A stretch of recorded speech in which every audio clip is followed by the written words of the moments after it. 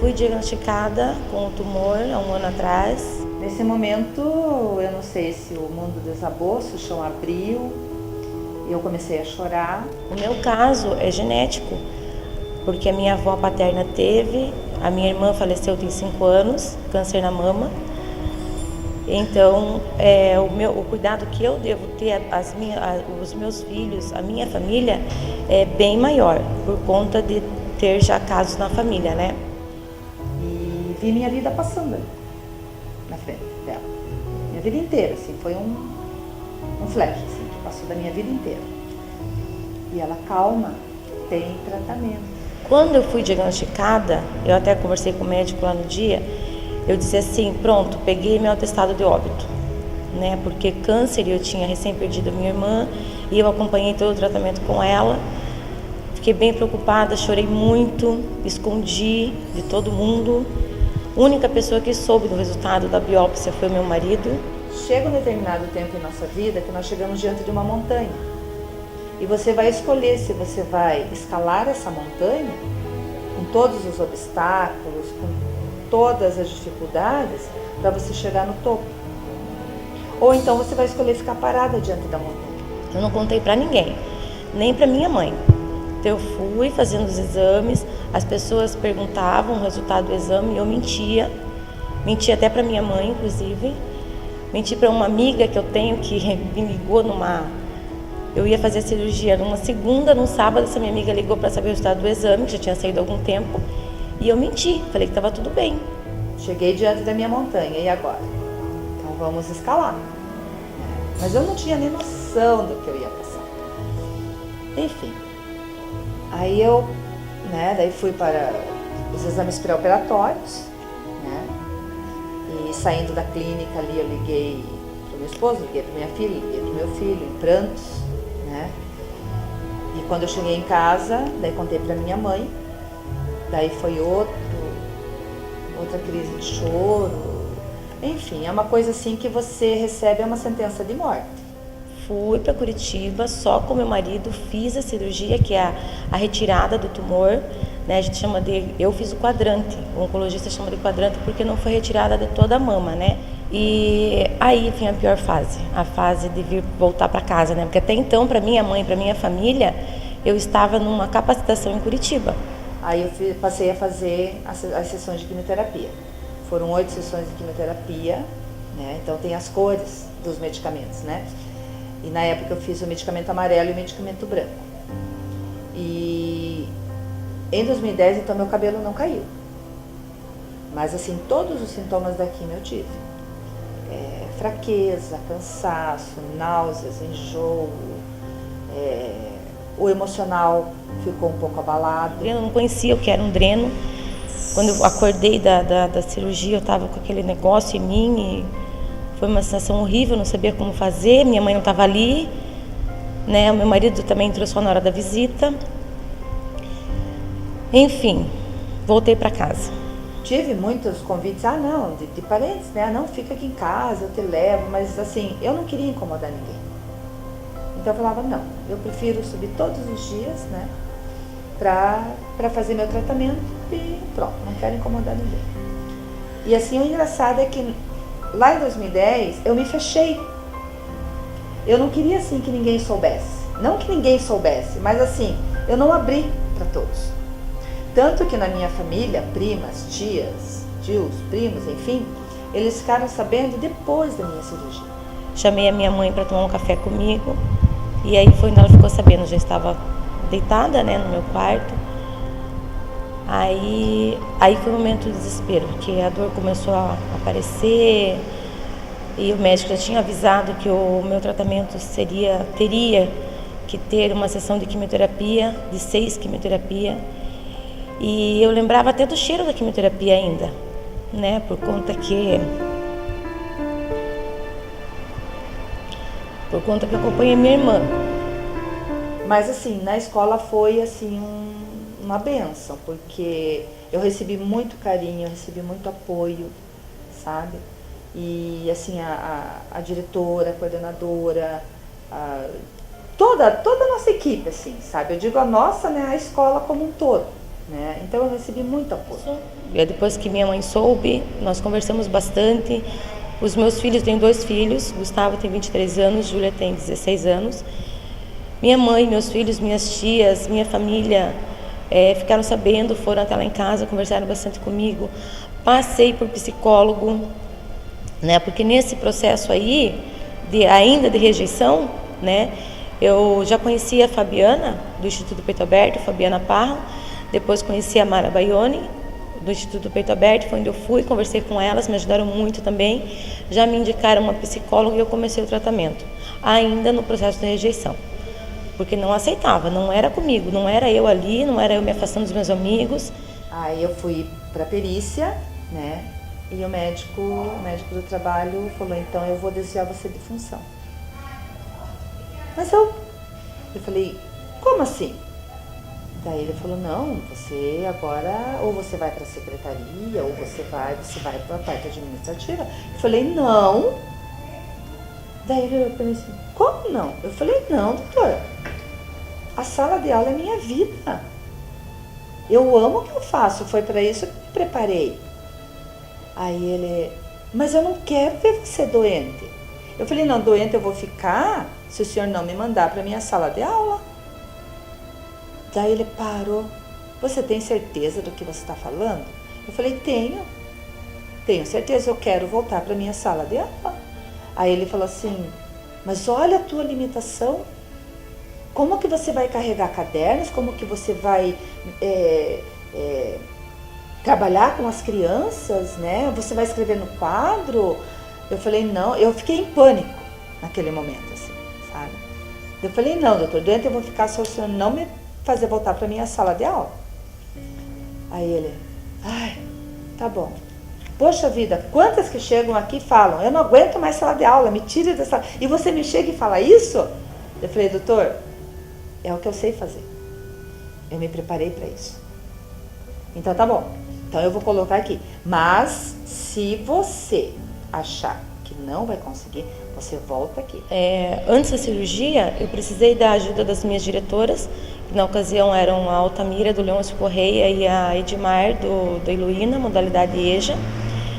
Foi onde eu conversei com elas, expliquei, daí para elas eu tive que esclarecer antes da cirurgia, porque eu ia ficar afastada e tal, né? Daí ficou lá 30 dias de cirurgia, mais 6 meses de quimioterapia, eu tive que me afastar realmente. Então elas souberam até antes da minha mãe, por conta da situação que tive que me afastar da escola. E depois disso, depois desse processo de rejeição, veio o processo de aceitação. Né? Eu conversei bastante com a psicóloga, conversei bastante com a minha família e entendi que você tem que enfrentar, não vai adiantar.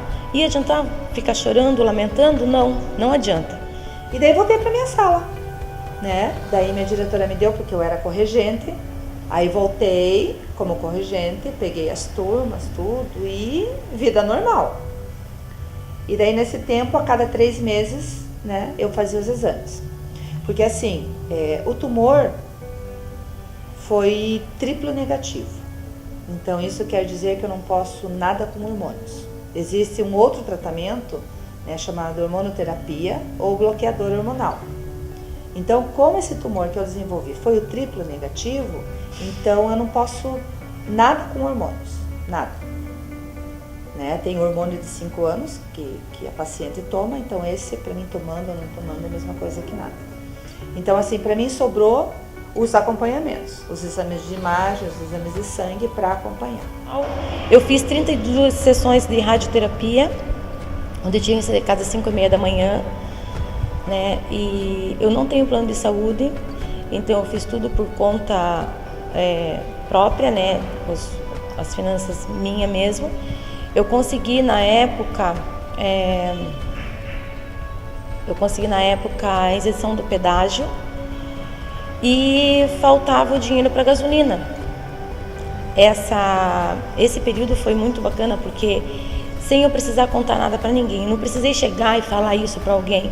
As meninas do colégio Leôncio Correia, eu acho que por conta de também conhecer a minha história com a minha irmã, né, se reuniram, fizeram vaquinha, A escola Maria Trindade também fez vaquinha, a escola Heloína também. Gente, o meu tratamento, quem pagou foram as escolas. O ano passado, que eu sempre faço meus exames no início do ano. Então ali por janeiro, finalzinho de janeiro, lá fui eu fazer todos os exames. Fiz todos os exames, tudo normal, tudo certinho, né? Aí a minha médica falou assim, olha, quando for lá por setembro, mais ou menos, daí você faz, né, todos os exames novamente. Ressonância, tomografia, eco abdominal, mamografia, eco da axila, raio-x de tórax e todo o exame de sangue são vários ali, né? É um check-up assim, te viram do avesso. Né? Pois não, eu penso que Deus tem um propósito, tem um porquê, né, na sua vida. Foi para ver que eu sou muito querida, graças a Deus, muita gente me ajudou. Como eu falei, já não tenho como nomear, né? Agora eu estou no processo de enfrentamento. O que acontece? O período de tratamento é 5 anos. Eu ainda estou indo a Curitiba, meu tratamento é na Angelina Caron. Eu vou de 4 em 4 meses, né? Faço uma bateria de exames a cada vez que eu vou. E por enquanto tá tudo bem, graças a Deus, assim. Não, nada que eu precise me assustar, me ficar preocupadíssima. Mas cada ida ao médico, o coração acelera. Aí quando foi em setembro, marquei os exames e fui fazer. Aí fiz todos.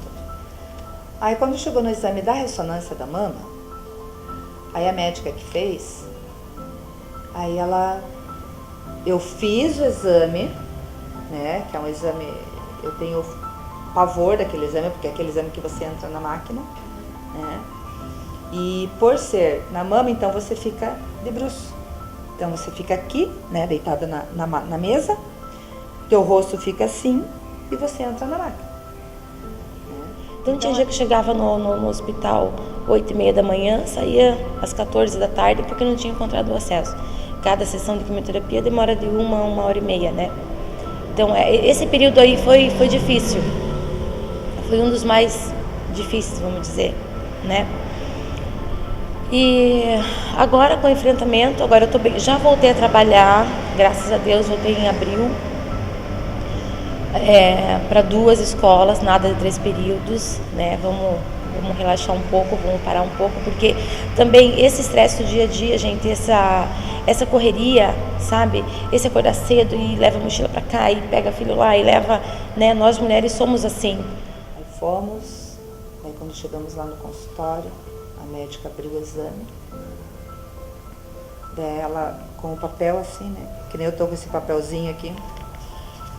Ela olhou assim, deu uma olhadinha pra mim e olhou de novo no papel. Aí quando ela deu essa olhada, eu já vi que o olho dela estava cheio de lágrimas, sabe? Aí eu só abaixei assim nos olhos e falei, Senhor, se for o que eu tô pensando, se eu tiver que passar por esse vale da sombra da morte novamente, eu vou passar. Mas eu vou segurar na tua mão e vou junto contigo. Eu não quero passar sozinha. E abri meus olhos.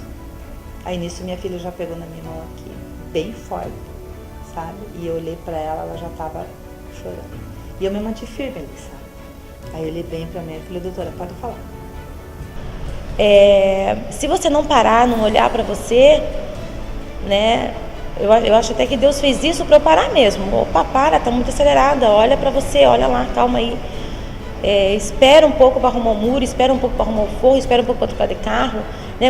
A gente pensa muito no trabalho para ter o bem-estar, mas tem uma hora que tem que parar, tem que respirar, porque aconteceu comigo.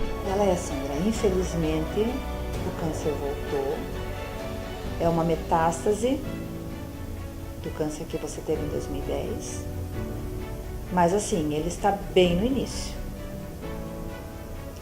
E outra coisa que eu vou te dizer hoje, que eu não falei lá em 2010, eu vou te falar hoje.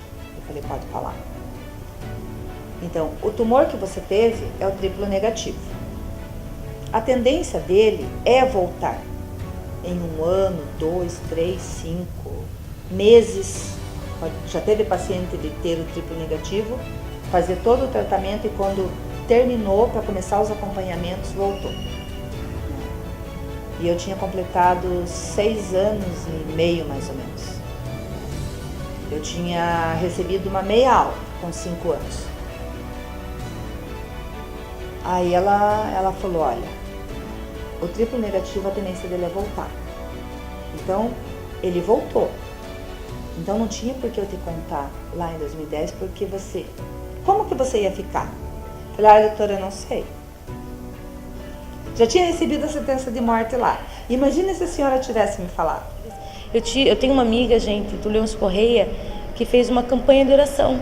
Ela fez, eu não sei se chama campanha, corrente, mas enfim, ela fez uma campanha na igreja em que ela vai, em que ela frequenta. E teve um dia que ela me ligou, me chamou, falou, Deus, eu estou fazendo uma campanha e é em teu nome. Vamos comigo? Não, vamos. Fui lá, de lencinho, né? E teve outro colega que falou assim, Deus, qual é a tua religião? Ah, eu sou evangélica. Deus, eu sou católica, tem algum problema? Não, Deus é um só, gente. E essa minha amiga também fez uma campanha de oração, né, na igreja do Rocio. E são essas coisas, gente, que me fortalecem, sabe? E dá força para eu enfrentar mesmo, para eu ir lá no hospital e independente do que o médico disser para mim de agora em diante, eu penso que eu tô, né, mais forte, que eu tô, vamos dizer, preparada para enfrentar. Não, essa força que você tem, da onde vem? Falei, doutor, primeiramente vem de Deus. E segundo, vem da minha família. Do meu esposo, da minha mãe, dos meus filhos. Agora eu tenho um casal de netos, bebês. Então, é isso. E mais as minhas amigas, as minhas colegas de trabalho, as minhas amigas de oração, os familiares em si, né? E é isso que fortalece a gente. Que não só no Outubro Rosa, né? Que se olhe mais, faça o autoexame, vá ao médico. Porque, como eu falei, gente, quando acontece com uma da família da gente, ou com um colega, com um vizinho, você se compadece, você vai, você ajuda. Mas quando acontece com você, é um choque. Eu falei assim, doutor, uma coisa eu vou dizer.